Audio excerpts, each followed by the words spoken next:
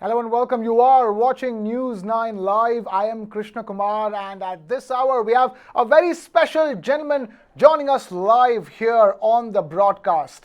He is a three-time Grammy Award winning musician. He is also a United Nations Goodwill Ambassador, a passionate environmentalist, and a man who will be part of the welcoming party in the US as for the arriving ceremony of Prime Minister Modi on his first state visit. Ricky Cage joining us here on News9 Live. Ricky, thank you so much for taking time out in your busy schedule to speak to us, talk to us. Your relationship with the US goes back a long way. A three-time Grammy Award winner, unprecedented for an Indian, and here you are being invited, by the US to welcome Prime Minister Modi on his first state visit to America. Of course, it's amazing. I'm actually in America because a few days ago I had a concert at the United Nations General Assembly, and also I received my status at a ceremony at the UN headquarters for my Goodwill Ambassadorship. So I got back to my hotel room and I opened up my email, and I was very pleasantly surprised that I got an invite from the White House to actually be a part of the welcoming ceremony of Prime Minister Modi ji for his first state visit. So it was a very exciting moment for me, and it's going to be amazing to actually witness this state visit. A meeting between the by a huge margin, the largest democracy on this planet, and also what is said to be the oldest democracy on this planet. And this meeting can only be beneficial for this planet. Right. We'll get to the planet in just a bit, Ricky, but I want to ask you, you've been in the US, you've been working with musicians and artists from the US. You know what it's like for an Indian musician. We sort of understood it when A.R. Rahman went and won his Oscars and Grammys, and you've done it. You've been in the music scene interacting with the best of the best in America. What does something like this kind of a state visit by a Prime Minister from India to the US, do for the artistic community?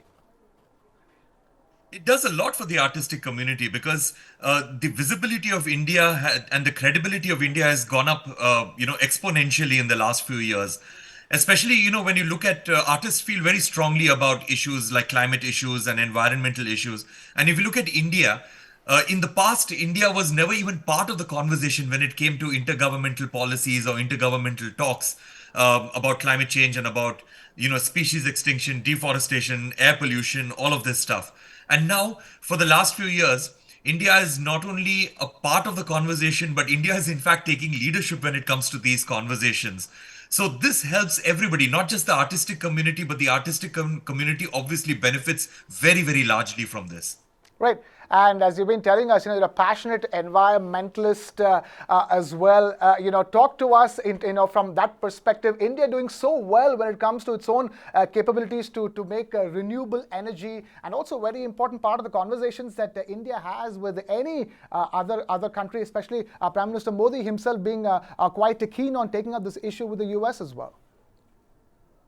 Definitely, because India has very, very strong commitments when it comes to renewable energy, when it comes to, fulfilling the sustainable development goals by 2030. And also, if you look at the Solar Alliance itself, the Solar Alliance, which India did in partnership along with France and was announced at the COP21 in Paris in 2015, which is going to be a complete game changer.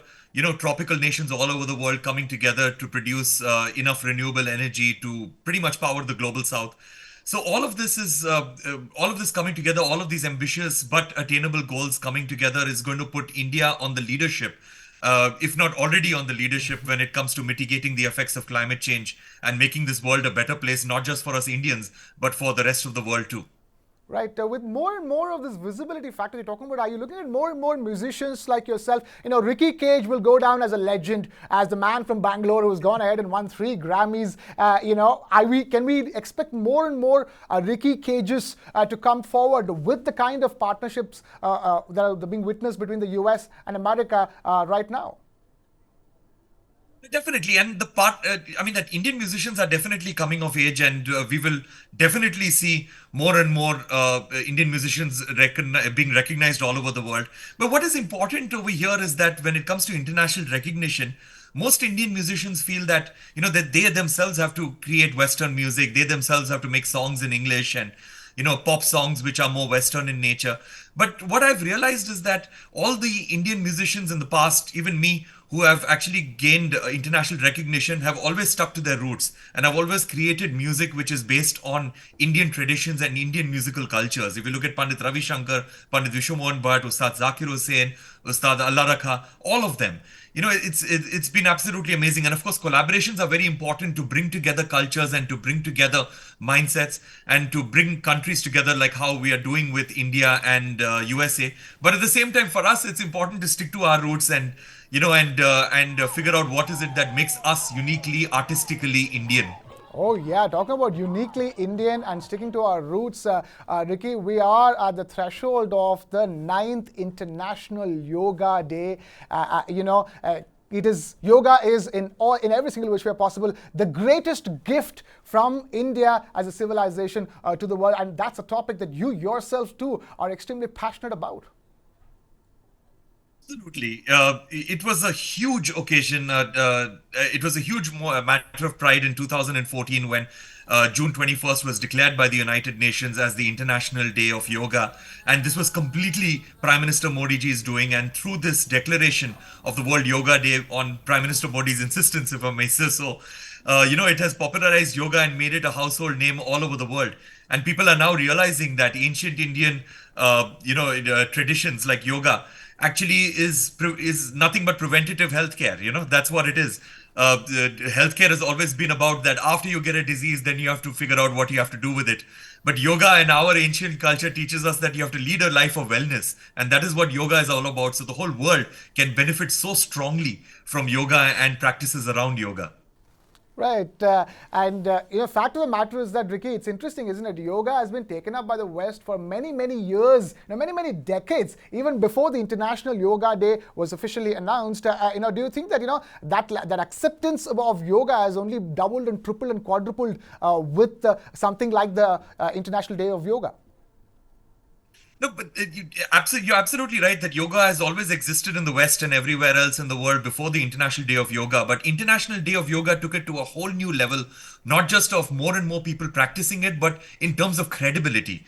Because now the United Nations declaring an International Day of Yoga gave it a lot more credibility to the Western mind. It already had tremendous amount of credibility within India and within anybody who understood what yoga is all about. But then now everybody in the world understood how amazing yoga is and how important it is to bring yoga into our lives. Oh, right.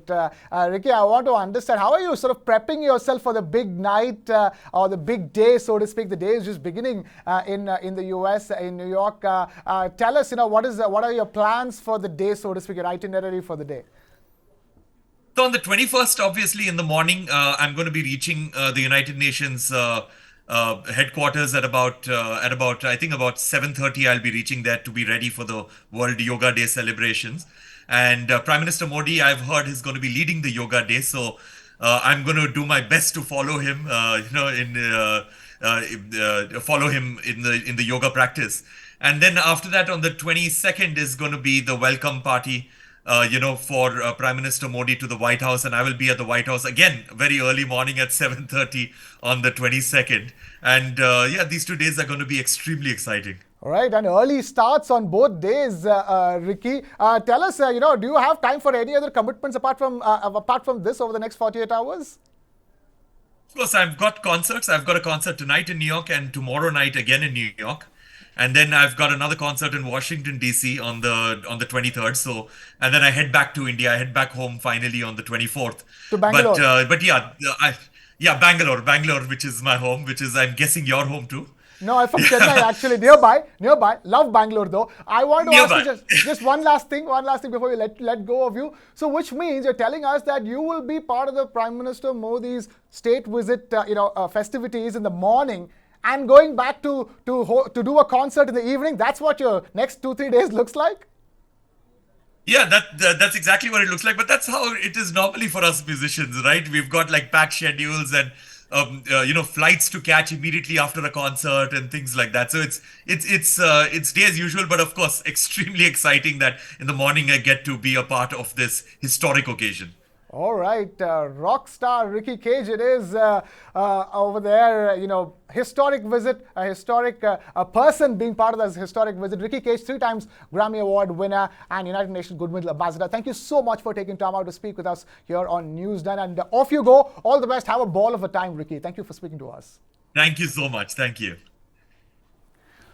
Right, and with that, we wrap up this very special conversation with Ricky Cage. It's time for a short breather. News and analysis will continue shortly on the other side. Keep it with News9.